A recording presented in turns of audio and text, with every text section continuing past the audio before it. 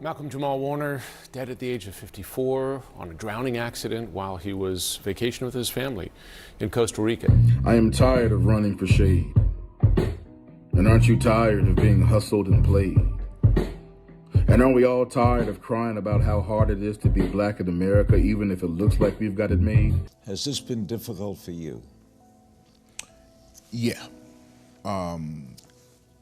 Because when you watch someone who you know and love, go through what he's going through. Malcolm-Jamal Warner, the beloved actor who rose to fame as Theo Huxtable, is gone. And his final message? It wasn't just a goodbye. It was a warning. And if for some reason you can't find a reason to smile, then that's probably the best time to be the reason for somebody else to smile. And now that he's passed, people are starting to ask the real questions. Why wasn't anyone listening? Why does it feel like every time someone speaks out, do they end up silenced? But freedom has its limits, so here we are, tear-streaked and salt-stained faces. Traces of trauma and pain lace our DNA like our black pride is cut and laced with self-hate. Was this just another tragedy? Or part of a pattern that's getting too hard to ignore? Let's get into it. Malcolm-Jamal Warner's sudden death has left fans in shock, and others in deep suspicion. The 54-year-old actor, beloved for his role as Theo Huxtable on The Cosby Show, reportedly drowned while vacationing with his family in Costa Rica. Authorities claim it was a tragic accident, a drowning caused by strong currents off the coast of Cocles Beach in Lyman. Reports that the 54-year-old was in Costa Rica on a family vacation and accidentally drowned while swimming. The Associated Press reported that the local police initially reported that Warner was rescued by people on the beach, but first responders from Costa Rica's Red Cross found him without vital signs, and he was taken to the morgue. But the story doesn't sit right with everyone. The timing, the circumstances, and, most disturbingly, the message he left behind just days before his death. All of it feels too eerie to ignore. Warner wasn't just on vacation. He was on a mission to tell the truth. Can you tell me the fate of the people who consciously take the bait and embrace the very traits placed upon them by their captors who by design are inclined to keep them believing they're second rate? I'll wait.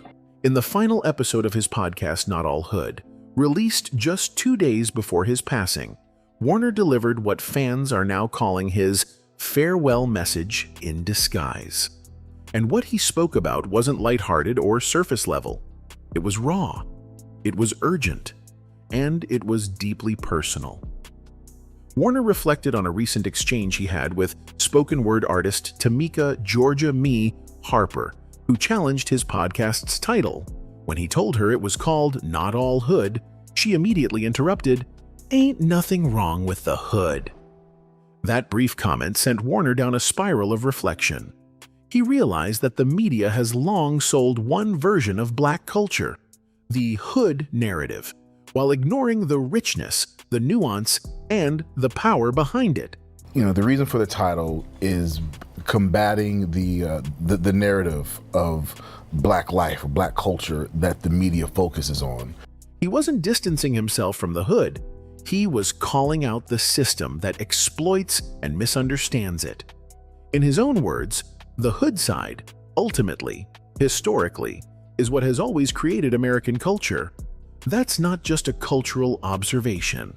That's a bold truth about appropriation, invisibility, and stolen legacy, a truth Hollywood has spent decades trying to silence.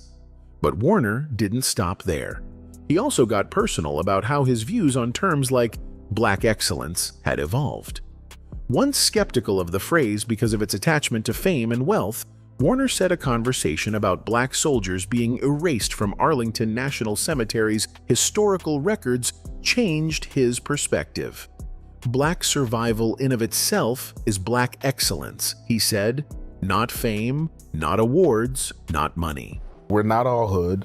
The black community is not a monolith. There's so many levels and lanes to the black community, and we wanted to have a space where we could acknowledge, discuss all of those lanes. Just survival. That line hit hard then, and it hits even harder now, knowing how suddenly his own life was cut short. It's almost as if Warner sensed something, as if he knew his time was limited, and he wanted his final message to center the truth of black endurance, struggle, and resilience. And just like that, within 48 hours of dropping this powerful, vulnerable conversation, he was gone. For a whole generation, Malcolm-Jamal Warner was, and in many ways still is, known as Theodore Huxtable, as the friendly, sometimes silly, always likable only son on The Cosby Show. He became a regular presence in millions of homes. His role as Theo, a teen dealing with things like dyslexia, growing up, and the calm advice of his parents, helped shape a lasting image of someone kind, steady, and relatable. This image stuck with him for years, which brings up an important question. Who is the real Malcolm-Jamal Warner behind that positive public image? Looking into the controversies and tragedies of his life doesn't reveal scandal or drama caused by him. Instead, it shows a man who has quietly faced serious challenges, from painful personal loss to the heavy legacy of a show now overshadowed by controversy. Through it all, Warner has stayed thoughtful, steady, and true to himself. By exploring how he handled the fallout from the Bill Cosby scandal, how he coped with heartbreak, and how he avoided the downfall that hits many child stars, we see a different side of him. Someone who turned tough experiences into strength and grew into a mature and respected artist.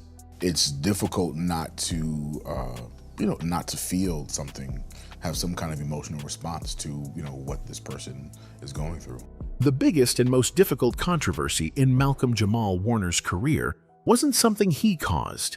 It was something he got pulled into because of his connection to Bill Cosby. Warner's response showed just how complicated the situation was. He found himself caught between personal loyalty, public pressure, and the emotional weight of being part of a show that meant so much to American culture. To really understand his reaction, you need to know how close he was to Cosby. Cosby didn't just work with Warner, he shaped his life. He chose 13-year-old Warner for the role of Theo after a nationwide search. On set, Cosby led by example. Warner often said that despite being a huge star, Cosby never acted like it, and that taught him how to stay grounded. Cosby also gave him creative advice, like avoiding trendy slang so the show wouldn't feel outdated. Years later, Warner said this was true. When he watched the show with his daughter, it still held up. Their bond was a mix of mentorship and fatherly guidance, which made the later scandal even more painful for Warner. My biggest feeling is I feel sad for, just the way this whole, just the way the whole story has come about. When over 50 women came forward accusing Cosby of SA, Warner was pushed into the spotlight. His response wasn't a simple defense. It was careful and emotional. In a 2015 interview, he said, "He's one of my mentors. Just as it's painful to hear any woman talk about SA, whether true or not, it's just as painful to watch my friend and mentor go through this." That one quote shows how torn he was, wanting to respect the victims while also admitting how hard it was to watch someone he looked up to fall. He didn't defend Cosby, but he also didn't turn his back on him. As he put it, "I can't defend him, but I won't throw him under the bus either." Warner also criticized how the media handled the story, calling it a circus and pointing out that not all the accusations were the same. He wasn't trying to excuse Cosby, just asking for a more thoughtful conversation. It was a difficult, painful tightrope walk that showed how emotionally heavy this chapter was for him. A big part of Malcolm-Jamal Warner's pain during the Cosby scandal wasn't just about the personal accusations. It was about the damage done to the Cosby Show's legacy. He often said the thing that hurt him most was seeing the show pulled from syndication. For Warner, The Cosby Show wasn't just a job. It was a cultural milestone that gave America a different, more positive view of black families. "We've always had the Cosby Show to hold up against that," he said. "And the fact that we no longer have that, that's what saddens me the most.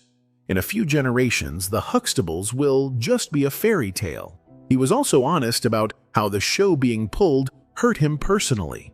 He pointed out the double standard, how work by filmmakers like Woody Allen and Roman Polanski was still being shown, while The Cosby Show was completely erased.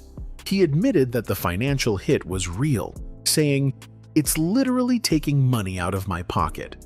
So, while part of his frustration was about culture and representation, part of it was practical too, showing that the fallout affected both his beliefs and his livelihood. After having had such a long path and long journey, you have something like this that you've got to contend with. Warner's feelings about the controversy didn't stay the same. They changed over time. At first, he agreed the show's legacy had been tarnished. But then, a conversation with his TV sister, Keshia Knight Pulliam, who played Rudy, shifted his thinking. She reminded him that the show had inspired generations of people, especially young black viewers, to go to college and dream bigger. And that kind of real-world impact couldn't be erased. Warner later said, "Her saying that really shifted my perspective." That moment was a turning point. It helped him move from focusing on what was lost to seeing what the show had already given the world. Instead of letting the scandal define the legacy, he began to argue that its positive impact could still stand on its own. This shift showed Warner's ability to reflect, grow, and hold on to a more hopeful view, one that separates the art and its influence from the mistakes of the man behind it. His emotional journey, from sadness to frustration to reflection and finally resilience, shows a very real, very human way of dealing with something that shook the foundation of his life and career. Perhaps the most surprising thing about Malcolm-Jamal Warner's history is the lack of scandal, and that in itself is telling. In a world where many child stars fall into public struggles, Warner stands out for doing the exact opposite. His calm, steady life wasn't an accident. It was the result of smart choices and serious discipline. From the day The Cosby Show ended, Warner worked hard to separate himself from the character of Theo Huxtable. He even admitted there was a time he didn't like being called Theo at all. That wasn't just an emotional reaction, it was a professional move. He made it his mission to prove he was more than just a childhood role. Warner explored many paths. He directed TV episodes, including Kenan and Kel, became an accomplished musician and spoken word artist, and won a Grammy for Best Traditional R&B Performance. He was even nominated for a Grammy for Best Spoken Word Poetry Album. As an actor, he didn't stick to safe or repetitive roles. He co-starred in the comedy Malcolm and Eddie, took dramatic parts in The Resident, Suits, and Major Crimes, and even showed up in the critically praised American Crime Story, The People v. O.J. Simpson. This range proves that Warner's steady rise was no accident. It was the result of hard, consistent work to be seen as a real artist, not just a former child star. They were tired of me fighting with the writers. What makes Warner's story even more impressive is what's missing. While many of his peers ended up in legal trouble, addiction, or media scandals, Warner has stayed clear. He credits his mother, Pamela, who managed his career and gave him a strong sense of discipline early on. And even back in the 80s, Warner was promoting positive messages long before it was trendy.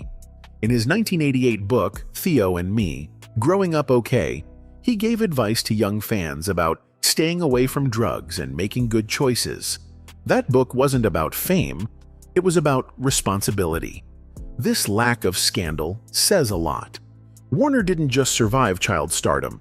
He studied what went wrong for others and built a life designed to avoid those same mistakes. His creative growth also tells a powerful story. His early advice book was still tied closely to his TV fame. But as he got older, his work became deeper and more socially aware. His Grammy-nominated spoken word album Hiding in Plain View and his 2017 short film You Can't Hear Me tackled serious issues like mass incarceration, racism, and deportation. These were not surface-level projects. They were rooted in a political and personal awareness that had been shaped early on by his father, who made him study black leaders like Langston Hughes as a kid. Warner's journey from child star to thoughtful artist is no fluke. It's a clear example of what happens when talent meets purpose, and when someone decides to grow on their own terms, no matter what the spotlight demands. Beyond the professional challenges of the Cosby scandal, some of the most defining moments in Malcolm-Jamal Warner's life were personal. Private heartbreaks that quietly shaped how he approached love, fame, and privacy. These weren't public controversies, but deeply emotional experiences that left lasting marks on his life and outlook. One of the most significant tragedies came in his early adulthood: the death of Michelle Thomas, his former girlfriend and Cosby Show co-star, who played Justine, Theo's on-screen love interest. Though their romantic relationship ended in 1994, they remained incredibly close. In 1997, Thomas was diagnosed with a rare and aggressive stomach cancer. When she passed away in December 1998, at just 30 years old, Warner was reportedly by her side. Losing someone so young, someone who had shared both the spotlight and a deep bond with him, was a heartbreaking confrontation with mortality. And he handled it far from the public eye, with quiet grace and deep reflection. It's a loss that likely helped shape his calm, thoughtful, and serious perspective on life and love. As I remind myself that no matter what's going on, there's always a reason to smile. Like if you just take a minute to stop and take stock, I guarantee you can find at least one reason to smile. Years later, Warner found himself in a very different kind of relationship. This time, one that played out under the harsh light of public attention. From 2011 to 2013, he was in a high-profile romance with actress Regina King. The two had known each other since their teenage fame days in the 80s and even lived together. But their breakup in 2013 came suddenly and became a hot topic in the media. Tabloids reported that Warner had unexpectedly asked King and her son to move out. The story turned even more dramatic when King later suggested in a 2015 interview that he had broken up with her on Valentine's Day, only to send flowers afterward with a note that read, "I still love you." She said she threw the flowers away. That painful, very public breakup was a sharp contrast to the private, quiet grief he had experienced with Michelle Thomas. While the first loss deepened his appreciation for real connection, the second heartbreak seemed to push him toward a firm boundary when it came to sharing his personal life. After the Regina King breakup, Warner became extremely private about his relationships, rarely discussing them in interviews or on social media. Together, these two life experiences taught him powerful lessons: how fragile and precious love can be, and how destructive it can become when turned into public spectacle. One loss was a private sorrow that strengthened his emotional depth. The other was a public ordeal that reinforced his need to protect his peace. These lessons helped shape the grounded, thoughtful man Warner would ultimately become. Fans are now connecting the dots, and the pattern is becoming impossible to ignore. It seems that every time a black celebrity begins to peel back the layers, begins to speak with honesty, challenge the system, or reclaim the narrative, tragedy strikes. Warner, much like others before him, was stepping into a new chapter. He wasn't just reflecting on the past, he was reimagining the future. Through his podcast, he had built a safe space to explore the complexity of black identity, one that wasn't filtered through Hollywood's glossy, sanitized lens. And that space, as small as it may have seemed, was dangerous to the status quo. And we still think it's dope. Just like the music we're programmed to celebrate. Then there's the Meghan Markle moment. Subtle, but telling. In an earlier podcast appearance on The Touré Show, Warner was asked what it was like working with Markle during their time on Suits. He gave what sounded like a diplomatic answer at first, calling her cool and nice. But when asked if he knew she was black, his reply took a sharper turn. The great thing is that she knew, he said. At first glance, it seems like a compliment, but the subtext? That's where things get interesting. Warner wasn't praising Markle. He was implying something deeper, that she knew but didn't always show it, that her proximity to whiteness was a choice, and that maybe, just maybe, the Hollywood machine preferred her that way. Warner didn't say it outright. He didn't have to. It was all in the tone, in the pause, in the weight of those words. It was a subtle critique, and one that's now being re-examined through a whole new lens. It was cool. We didn't really have scenes together, so I'd see her, and she was really nice, really cool. My best friend, I was talking about Chris. This is the same industry, after all, that lifted Warner up as a child star in the 1980s, then watched as he quietly built a meaningful career as a director, musician, and advocate, all while keeping him at arm's length. Warner was never part of the headline-hungry, paparazzi-fueled crowd. He worked, he created, he elevated conversations, and yet his death was barely acknowledged by the Hollywood elite.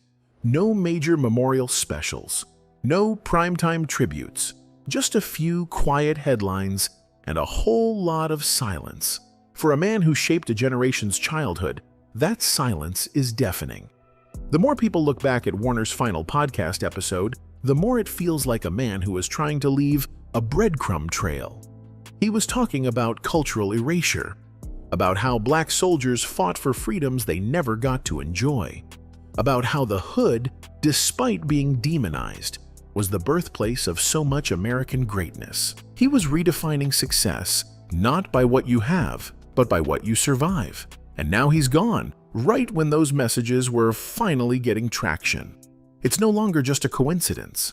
Warner's death fits into a long list of tragedies that seem to strike just as truth-tellers reach their peak. Chadwick Boseman passed after quietly battling cancer, while releasing roles that challenged whitewashed narratives. Nipsey Hussle was gunned down after preaching ownership and community investment.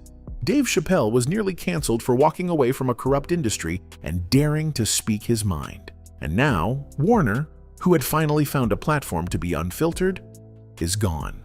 I had this show and felt like people was trying to control me. I was freaked out. I don't know, I just had to get out of there. I just walked away. It says $50 million, it's all gone, I'm scared. We're not saying it was a conspiracy, but we are saying it feels suspicious. Because whenever someone tries to pull back the curtain on Hollywood's sanitized version of blackness, when they start celebrating the parts that aren't profitable or start talking about struggle instead of success, something happens.